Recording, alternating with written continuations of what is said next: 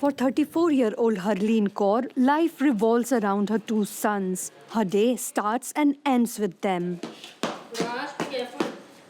In 2020, Harleen was 3 months pregnant with her first son and working in hospital administration. When the pandemic hit, working from home was not an option. Her family advised her to quit. Since then, she has been a homemaker. Good boy, Maji's a good boy, no?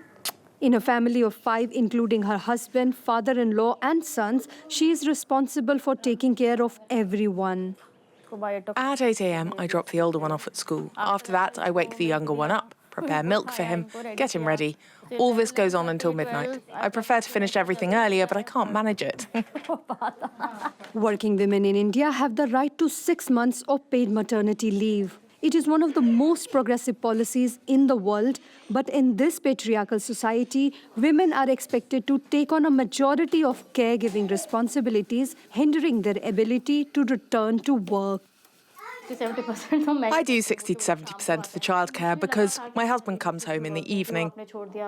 Initially, I thought it was a big mistake because I wanted to continue working and take care of the kids.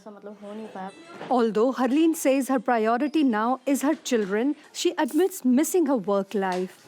I feel that I've been isolated and I hesitate to message colleagues because I don't want them to feel like I'm bothering them. Before, when I was working, I used to go out with friends, grab a coffee after work. Now I'm not able to do that because I feel I'd have to take my kids along. Harleen's story mirrors the challenges faced by millions of professional women across the country. According to a report by Ashoka University, 73% of women leave their jobs after childbirth because of a lack of support.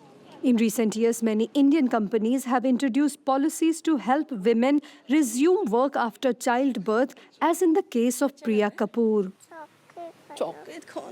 Priya works as a human resource manager at a tech consulting company. Thanks to her company's on-campus daycare facility, she can send both her children there and focus on her work. It's very helpful because I know it's a home-like environment there. I can come in any point in time, meet the child. If the child is not well, it's a little cranky, I can come, step in, provide support and go back. Mothers like Priya can opt for a hybrid work model such as working from home 3 days a week and being able to leave after clocking 5 office hours. These policies have been a lifeline for her despite underlying prejudices. Biases are on certain points as well that will she be able to give the same amount of time that she was doing earlier. For anybody taking break, men or women, they have this apprehension. If you come back, will the opposition be given to anybody else? Priya says it's a relief that her company understands the constant pull women face between professional responsibilities and childcare. There are so many programs these days that are running for women to be supported, or the new mothers who are coming back from their maternity break. They have the opportunity of working from home for a year until they feel their child is stable enough to stay away from them for a few hours. There are guests coming in, speaking to women, health, mental health kind of a support being provided. There are coaching, counseling that's being provided. Priya is among the more than 35 million women in India's organized sector. But over 90% of working women are engaged in informal jobs such as agriculture and construction without social security. It is a common sight in big cities across India to see men and women working at construction sites with their young children beside them. They move wherever contractors find work for them. This group of laborers has just been told there's work available at another location. Within seconds, they pack up to leave. We follow them as they carry the pram in tow.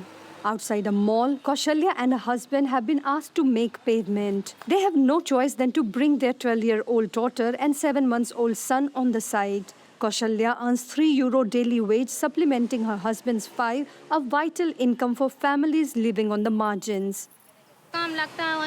Sometimes I even make him sleep on the road if I don't have the pram. Sometimes we don't even get any space for the child. Then the baby stays in the lap of my elder daughter. She takes care of the baby while we work, Whether it's cold, hot, or raining, however harsh the weather, we continue to work in all circumstances and bring our children along.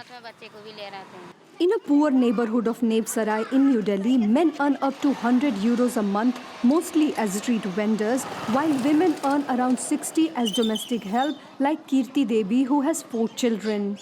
Her youngest attends this nursery run by an NGO for €1 a month. Thanks to the center hosting 70 children, more women like Kirti are able to work. It's difficult to bear the expenses of a family with children in a city. It's hard to run a household on just one person's income. It's only possible when both the husband and wife earn. NGO Secretary Reena Banerjee says Delhi needs at least 20,000 nurseries like this one, far more than the government's plan to open just 500 for underprivileged children. Creches like ours should be available on every street for children from low-income families so that they can grow in a healthy environment. A creche is not just about the empowerment of children, it also empowers women and at the same time contributes to improving the country's GDP. That's why it is very important to have creches. Last year, the Supreme Court of India ruled that maternity leave is a fundamental right, not a privilege.